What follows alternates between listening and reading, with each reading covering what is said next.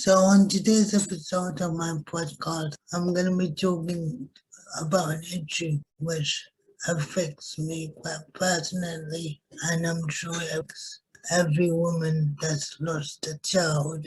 And it's going to be about the frustration of wanting to get pregnant, and then every time it doesn't happen, you get sad or you get depressed, or your anxiety starts to build up. So I'm going to give you a quick background of the story. So at about, I would say, 20 plus miscarriages and one stillbirth in the space of about 5 years, give or take. So I had one stillbirth at 21 weeks and 2 days, and that was the hardest because that was the first time that I've ever gotten pregnant. I mean, I would say, looking back at it now, I had one or two miscarriages prior, but because they were so early on, I just thought it was my period coming late. And my period has always been quite heavy and quite, it's always been like, there's always been some kind of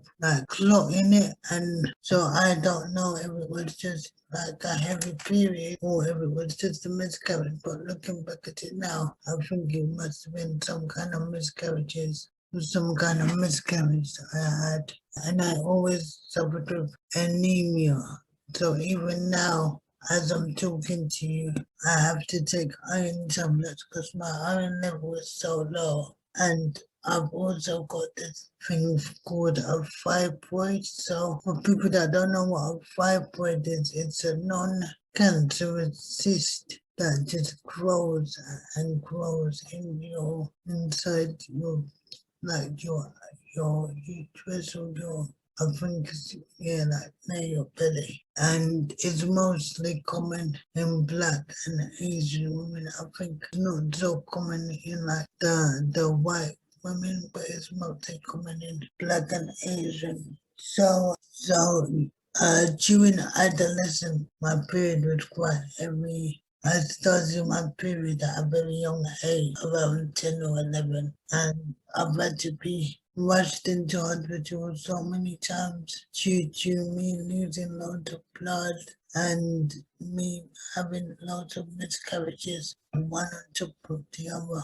And recently it's gotten to the point where, like, just little things set me off.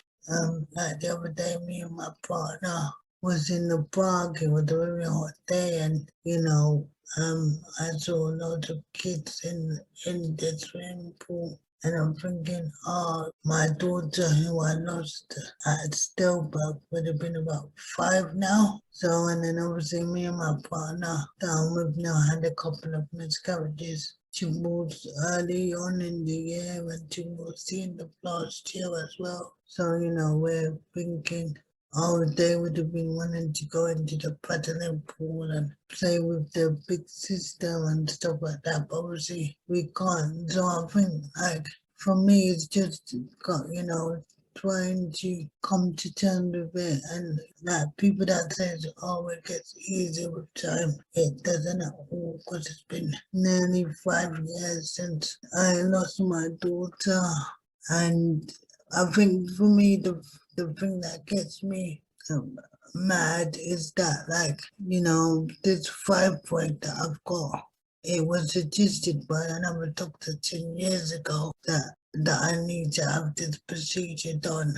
And it's taken them 10 years to do it. And me having that 5 point has caused me pain. I'm in agony to the point where I'm crying. I've taken paracetamol, I've taken cocodamol, I've taken all kinds of painkillers, and it doesn't help. And it seems like they don't want to, like, the doctors don't really want to do anything until you're dying, basically, and it's just ridiculous. And yeah, so I've done this podcast just to share my anguish of not being a mum. Like, I'm not gonna be. I just mentioned, the kids playing in the pond, I won't be able to do that. You know, me taking my daughter or my children to school, because God knows how many kids I would have had by now. Me taking them to school, me getting them ready, me dropping them to play school, to daycare,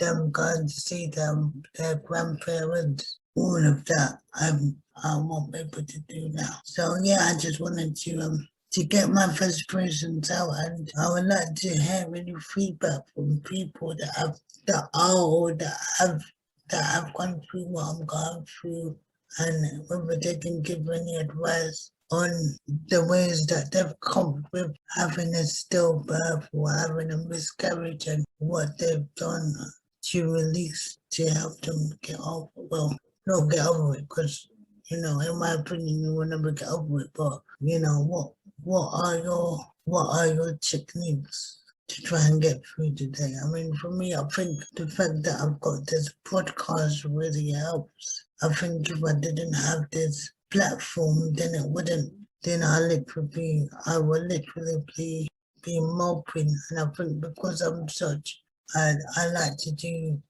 Zumba, I like to do workout. I've got such a great support around me. I think if I didn't have that, then I would certainly rumble. So yeah, people can give me some tips and just share your experience with me. So for now, thank you and have a good day and enjoy the sunshine. Until next time, bye. God bless. Bye.